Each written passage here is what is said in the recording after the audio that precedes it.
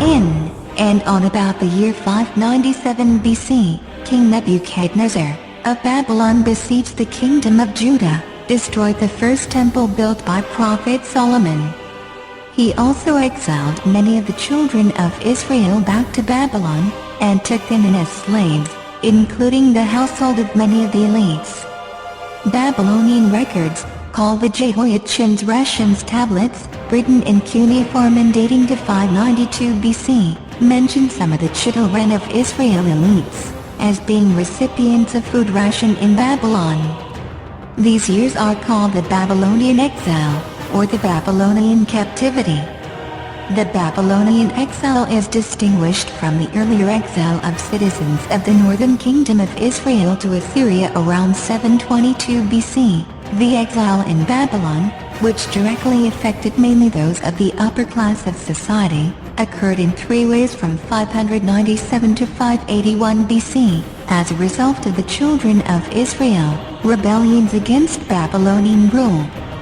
Many of the exiles' elite, finding themselves in comfortable circumstances, assimilated into Babylonian society in ways that concerned the pious among them. We read this from the Bible. Ezekiel denounced such men as a rebellious house, and parts of the book of Isaiah, written during exilic times, likewise express concern over the adoption of Babylonian traditions.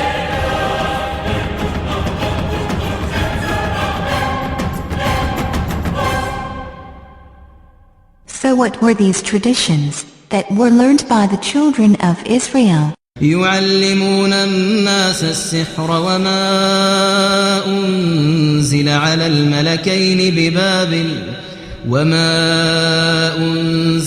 الملكين ببابل هاروت وماروت وما يعلمان من أحد حتى يقولا إنما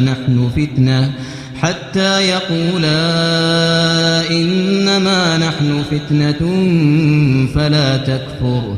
The two angels must have come down in human form to teach those who wanted to learn, after warning them, as stated in God's book. In another chapter in regards to angels taking on human form, we read, وَلَقَدْ جَاءَتْ رُسُلُنَا إِبْرَاهِيمَ بِالْبُشْرَى قَالُوا سَلَامًا قَالَ سَلَامٌ فَمَا لَبِثَ أَنْ جَاءَ بِعِجْلٍ حَنِيذٍ فَلَمَّا رَأَى أَيْدِيَهُمْ لَا تَصِلُ إِلَيْهِ نَكِرَهُمْ وَأَوْجَسَ مِنْهُمْ خِيفَةً قَالُوا لَا تَخَفْ إِنَّا أُرْسِلْنَا إِلَى قَوْمِ لُوطٍ. Black magic is performed when a human magician communicates with the jinn and demands something, and in return, the jinn demands something from the human magician, like disbelief in God, to drink blood, a sacrifice, or to be worshipped, etc. We read from God's book. وَأَنَّهُ كَانَ رِجَالٌ مِّنَ الْإِنسِ يَعُوذُونَ بِرِجَالٍ مِّنَ الْجِنِّ فَزَادُوهُمْ رَهَقًا. The jinn did not only teach some of the children of Israel the magical arts, once they had found out how to contact the jinn, by the two angels, although they were forewarned, it would equate to disbelief in God, and it was only a mere test of their faith. Many of them wrote down the instructions on how to perform black magic, and have tried to keep it a secret ever since. The jinn continued to teach them magic, and accused Prophet Solomon of committing disbelief, by practicing black magic. This is the reason why black magic practiced by many occultists today, is associated with Prophet Solomon, due to these accusations by the jinn, which were then adopted and transmitted by the Jews and other occultists, to this very day. So why did the jinn accuse Prophet Solomon of practicing magic?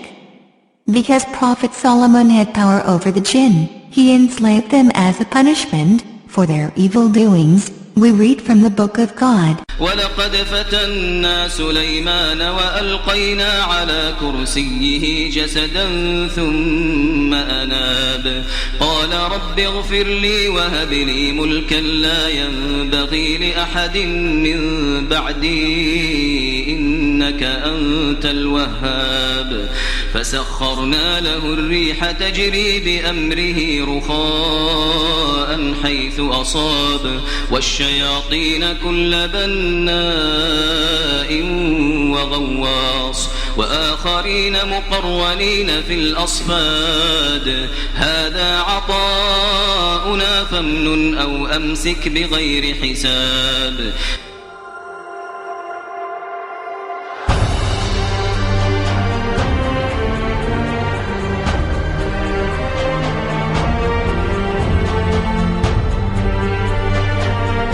These be the 72 mighty kings and princes which King Solomon commanded into a vessel of brass, together with their legions. And it is to be noted that Solomon did this because of their pride.